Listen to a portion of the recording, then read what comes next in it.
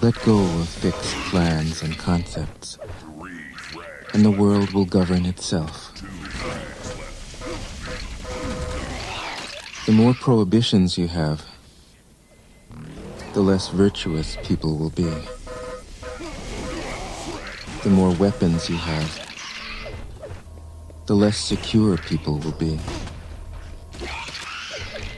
The more subsidies you have, the less self-reliant people will be.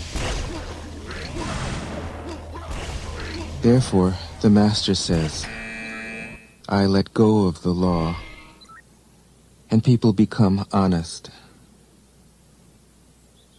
I let go of economics, and people become prosperous. I let go of religion, and people become serene. I let go of all desire for the common good, and the good becomes common as grass. 58. If a country is governed with tolerance, the people are comfortable and honest. If a country is governed with repression, the people are depressed and crafty. When the will to power is in charge, the higher the ideals, the lower the results. Try to make people happy, and you lay the groundwork for misery. Try to make people moral, and you lay the groundwork for vice. Thus the Master is content to serve as an example and not to impose her will. She is pointed, but doesn't pierce.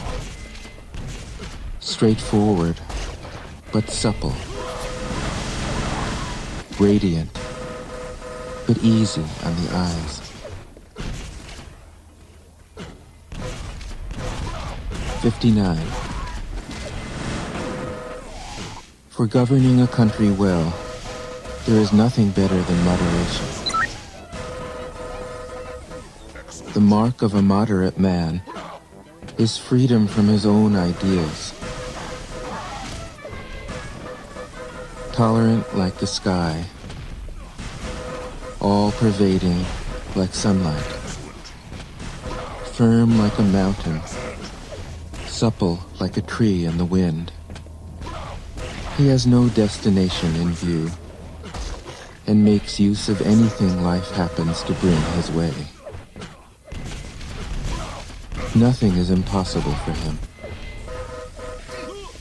Because he has let go, he can care for the people's welfare, as a mother cares for her child.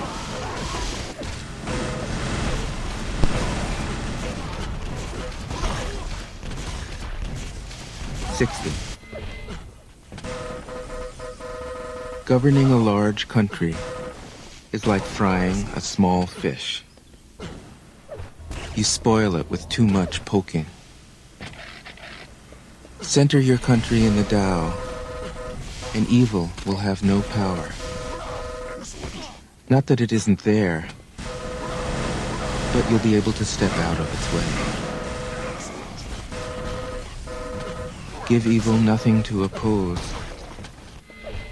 and it will disappear by itself. 61. When a country obtains great power, it becomes like the sea. All streams run downward into it. The more powerful it grows, the greater the need for humility.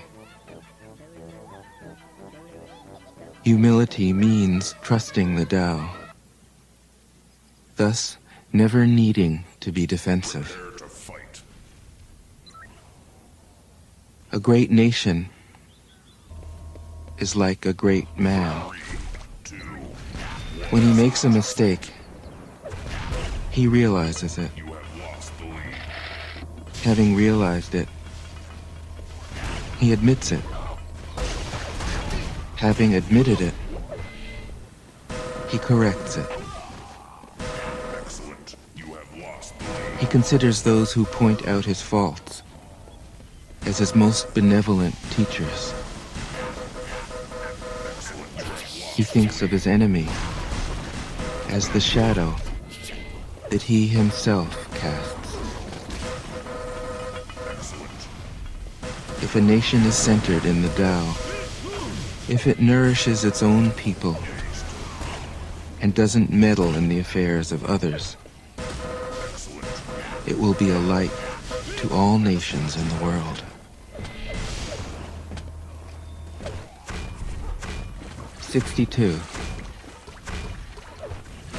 The Tao is the center of the universe, the good man's treasure, the bad man's refuge. Honors can be bought with fine words. Respect can be won with good deeds.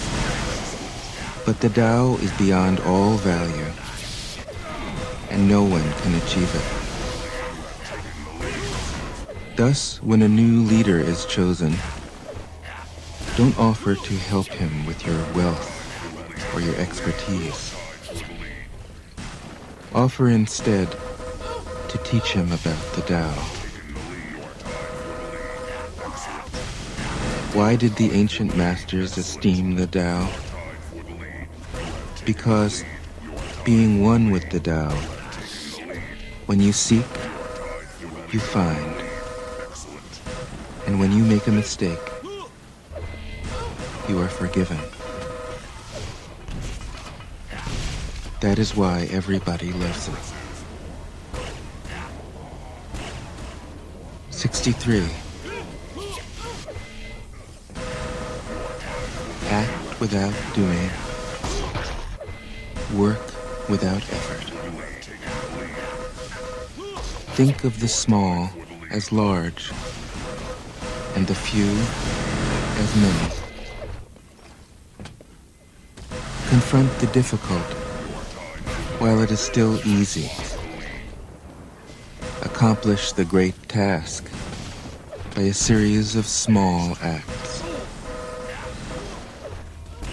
The master never reaches for the great. Thus she achieves greatness. When she runs into a difficulty, she stops and gives herself to it. She doesn't cling to her own comfort. Thus, problems are no problem for her. 64.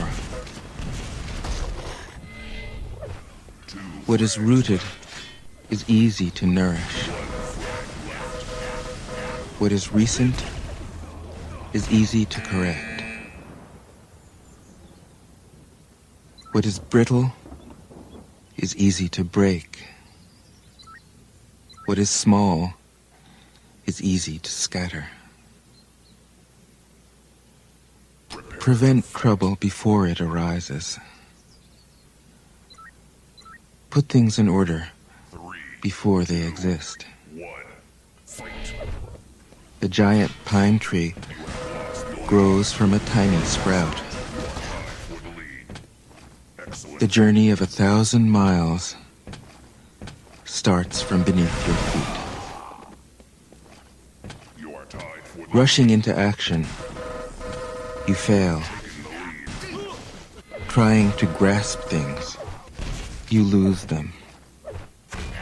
Forcing a project to completion, you ruin what was almost ripe. Therefore, the master takes action by letting things take their course. He remains as calm at the end as at the beginning. He has nothing, thus has nothing to lose. What he desires is non-desire. What he learns is to unlearn.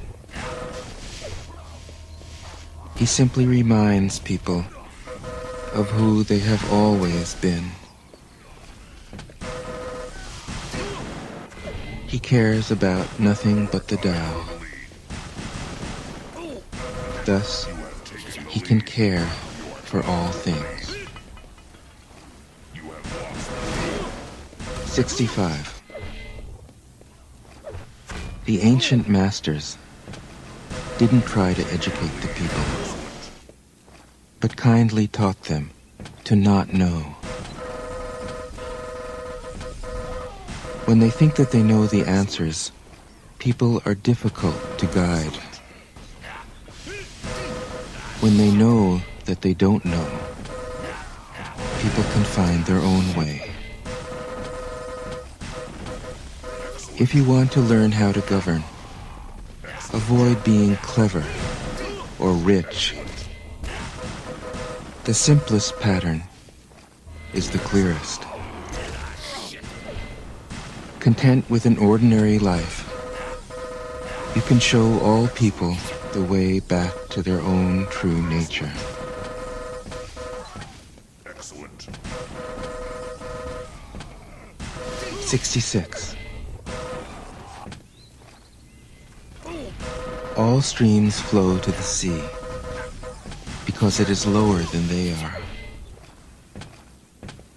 Humility gives it its power. If you want to govern the people, you must place yourself below them. If you want to lead the people, you must learn how to follow them. The master is above the people, and no one feels oppressed. She goes ahead of the people, and no one feels manipulated. The whole world is grateful to her because she competes with no one. No one can compete with her. 67. Some say that my teaching is nonsense. Others call it lofty, but impractical. But to those who have looked inside themselves, this nonsense makes perfect sense. And to those who put it into practice, this loftiness has roots that go deep. I have just 3 things to teach: simplicity, patience, compassion. These 3 are your greatest treasures. Simple in actions and in thoughts, you return to the source of being. Patient with both friends and enemies, you accord with the way things are. Compassionate toward yourself, you reconcile all beings in the world. 68. The best athlete wants his opponent at his best.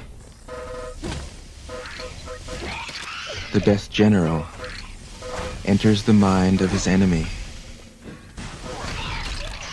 The best businessman serves the communal good. The best leader follows the will of the people.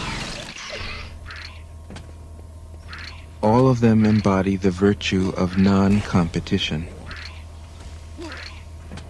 Not that they don't love to compete, but they do it in the spirit of play.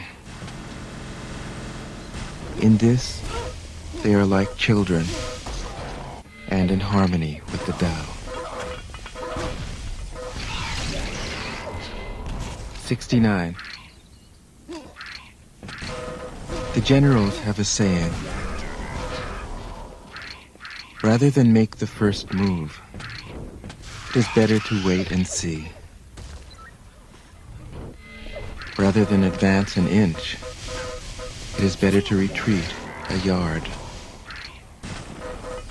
This is called going forward without advancing, pushing back without using weapons. There is no greater misfortune than underestimating your enemy. Underestimating your enemy means thinking that he is evil. Thus, you destroy your 3 treasures and become an enemy yourself.